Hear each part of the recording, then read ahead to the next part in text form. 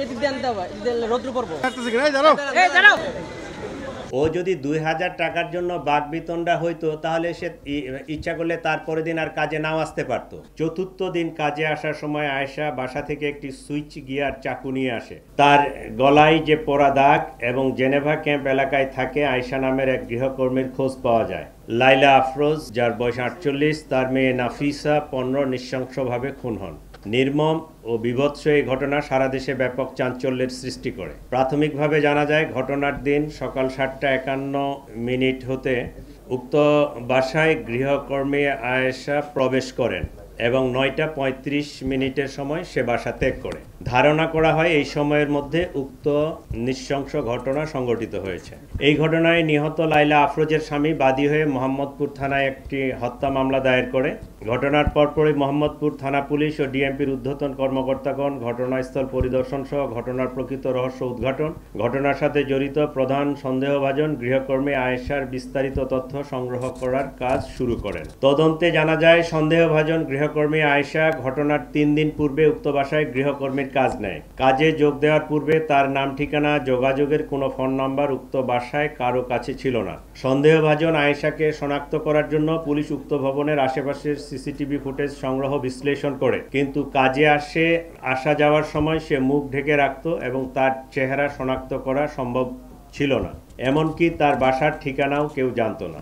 এক পর্যায়ে আয়েশা সম্পর্কে কোনো তথ্য না পেয়ে মোহাম্মদপুর থানায় গত 1 বছরে গৃহকর্মী কর্তৃক চুরির ঘটনাসমূহ পর্যালোচনা করা হয় এবং তার গলায় যে পোড়া দাগ এবং জেনেভা ক্যাম্প এলাকায় থাকে আয়েশা নামের এক গৃহকর্মীর খোঁজ পাওয়া যায়।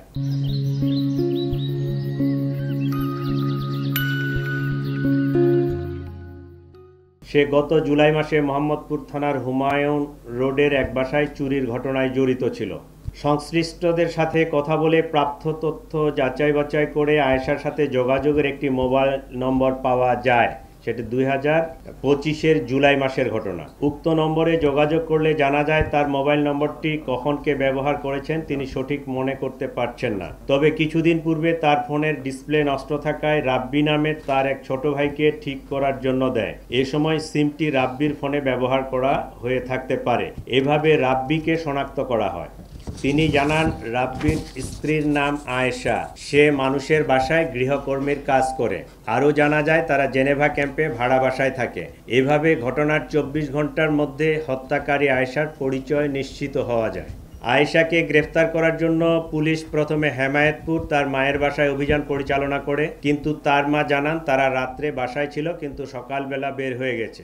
আয়েশার মাকে নিয়ে পুলিশ রাব্বির মায়ের বাসাও যায়, কিন্তু সেখানেও তাদের পাওয়া যায়নি। তারা পুলিশকে জানায় আয়েশা ও রাব্বি বরিশালে গিয়ে থাকতে পারে। এক পর্যায়ে তাদের নিকট প্রাপ্ত তথ্য প্রযুক্তির সহায়তায় পটুয়াখালীর দুমকি থানাধীন প্রত্যন্ত নলুয়া এলাকায় অভিযান পরিচালনা করে পুলিশ, কিন্তু সেখানেও তাদের পাওয়া যায়নি। পরবর্তীতে এডিসি মোহাম্মদপুরের নেতৃত্বে থাকা পুলিশের আভিযানিক টিম ঝালকাঠি জেলার নলছিটি থানার চরকারা গ্রামে আয়েশার স্বামী রাব্বির দাদার বাড়িতে বুধবার গতকালকে 10 ডিসেম্বর অভিযান পরিচালনা করে এবং বেলা আনুমানিক 12:30 সময় আয়েশা ও তার স্বামী রাব্বিকে গ্রেপ্তার করতে সক্ষম হন।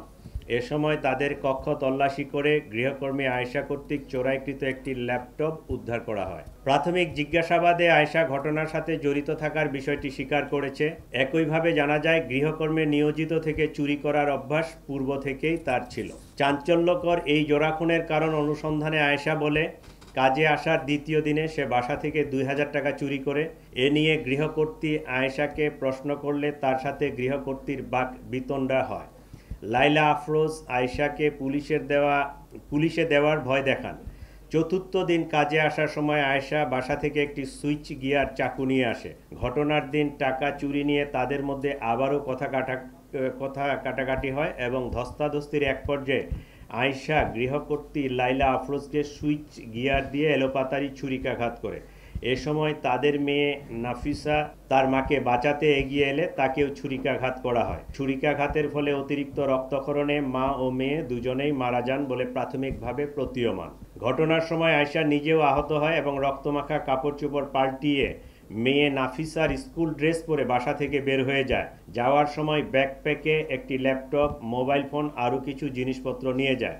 বাসা থেকে বের হয়েছে সোহরাওয়ার্দী মেডিকেলের ভিতরে গিয়ে পুনরায় কাপড় পাল্টিয়ে তার নিজের কাপড় পরিধান করে সে সাভারের উদ্দেশ্যে রওনা হয়। পরবর্তীতে সে চুরি করা ফোনো, রক্তাক্ত কাপড় চোপড় সিঙ্গাইর ব্রিজ হতে নদীতে ফেলে দেয়।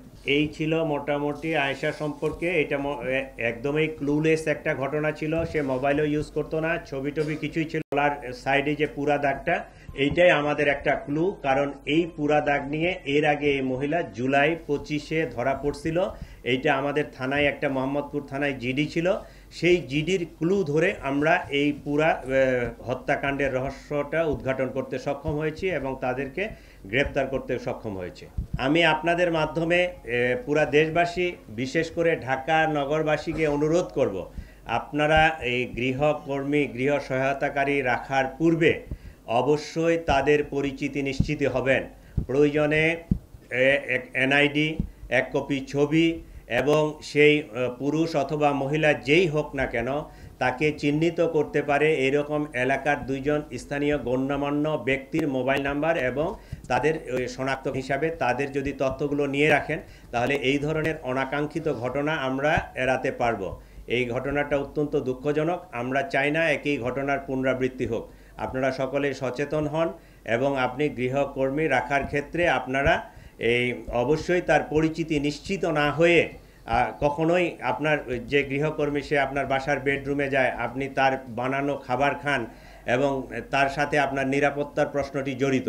আপনি পরিচিতি নিশ্চিত না হয়ে কখনোই কোনো গৃহকর্মীকে বাসায় অ্যালাউ করবেন না। এটা আমাদের ডিএমপি কমিশনারের পক্ষ থেকে ঢাকাবাসীর জন্য বিশেষ অনুরোধ। আপনারা অবশ্যই এটি খেয়াল রাখবেন। এটা ক্রিমিনালদের একটা সাইকোলজি, সে একটা এলিবাই তৈরি করে, ঠিক আছে?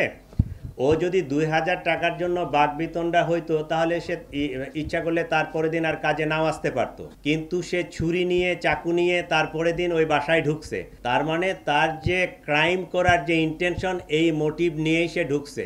এই ঘটনাটা যেহেতু মহিলাটা মারা গেছে, এখন তার স্বামী জানে কিনা টাকা চুরির বিষয়টা আমরা এখনও এটা কনফার্ম করতে পারি নাই, তবে এটা একটা এলিবাইও হতে পারে। যদি সে সত্যিকারই 2000 টাকা চুরির জন্য বাসাওয়ালি তাকে বাকবিতণ্ডা করে, সে তারপরে দিন নাও আসতে পারত, কিন্তু সে হত্যা করার উদ্দেশ্যে ছুরি চাকু নিয়ে বাসায় আসছে কাজের মহিলা, তাহলে তার তো ক্রিমিনাল ইন্টেনশন নিয়েই সে ভিতরে ঢুকছে।